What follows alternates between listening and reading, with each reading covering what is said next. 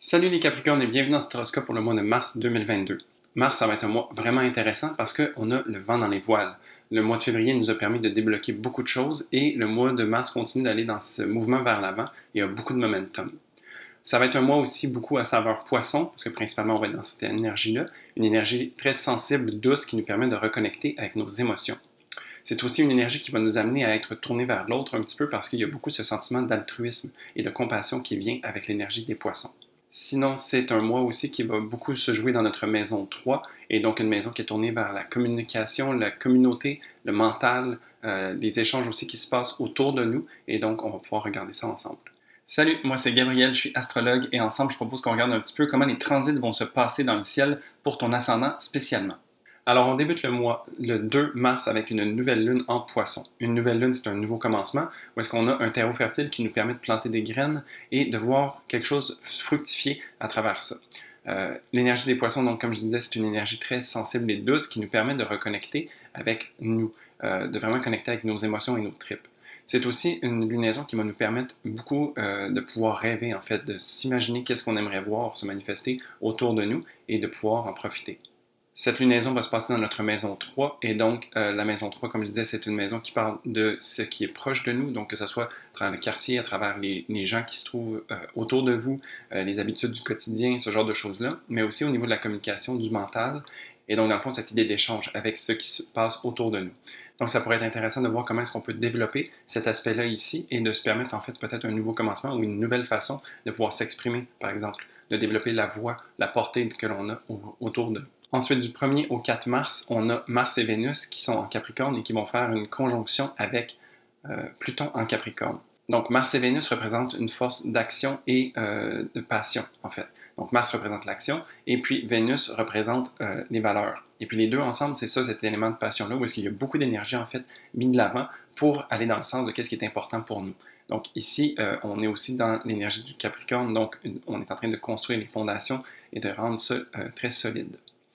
La conjonction à Pluton va venir nous aider à capitaliser là-dessus au maximum parce qu'on va peut-être faire face à certains blocages, certaines peurs, certaines choses qui ont besoin d'être dépassées pour pouvoir se permettre de complètement se laisser baigner dans l'énergie de Mars et Vénus. Et donc ici, on va regarder à voir comment est-ce qu'on pourrait transmuter ces choses-là, comment on pourrait les transformer pour se permettre de s'alléger d'une certaine façon et pouvoir avancer plus facilement par la suite. Ensuite, du 4 au 6 mars, on a le Soleil qui fait une conjonction avec Jupiter en Poisson.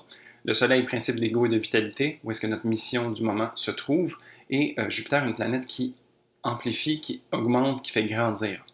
Donc les deux en Poisson vont venir nous offrir beaucoup d'optimisme et d'enthousiasme à pouvoir agir et connecter avec ce qui est vrai pour nous, ce qui est important.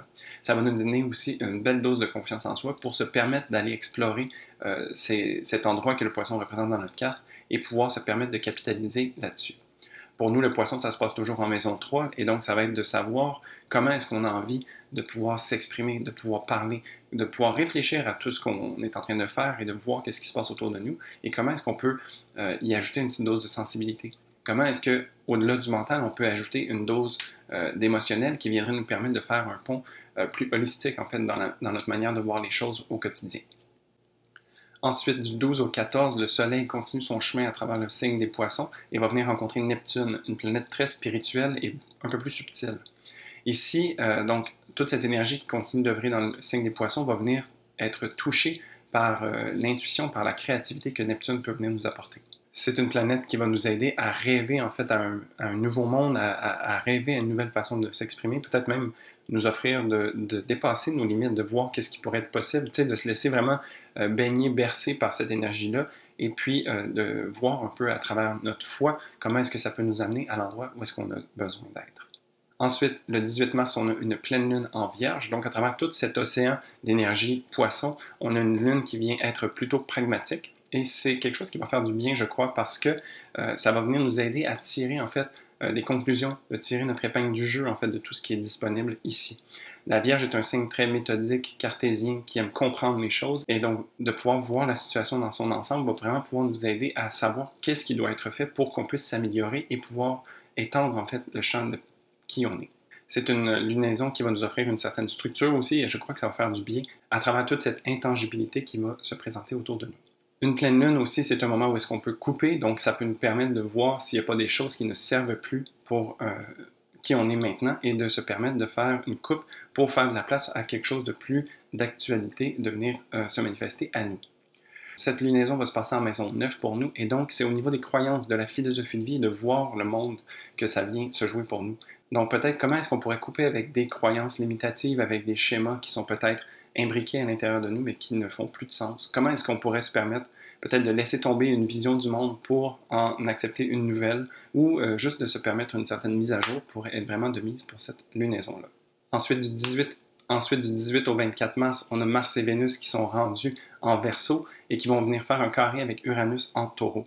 Donc, les deux planètes continuent d'être magnétiques, d'être remplies de passion, et maintenant qu'ils ont quitté le signe du Capricorne pour être dans le Verseau, ils se tournent vers le futur à savoir qu'est-ce qu'ils ont envie de créer et comment est-ce que tout ça va faire du sens sur le long terme. On parle ici de révolution, de rébellion un petit peu aussi, et de se permettre de vraiment faire bouger les choses. Uranus va nous aider à tenir le cap, en fait, parce que Uranus en Taureau fait un travail au niveau des valeurs, ce qui est tout à fait important pour Vénus en Verseau aussi, mais vont venir travailler de façon différente. Donc Uranus est une planète qui vient déstabiliser, mais qui vient aussi s'assurer qu'on reste sur notre droit chemin.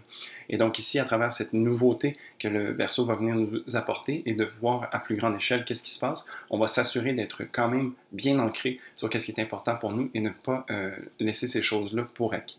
Pour nous, ça se passe entre la maison 2 et 5. Donc, Mars et Vénus en maison 2 vont nous offrir de voir comment est-ce qu'on peut utiliser nos ressources internes, notre revenu par exemple, ou vraiment des habiletés qui nous sont propres à nous, pour nous permettre de créer en fait qu'est-ce qui est important pour nous et de manifester cette réalité-là de manière créative. Parce que Uranus se trouve en maison 5 qui vient nous faire un appel à ça.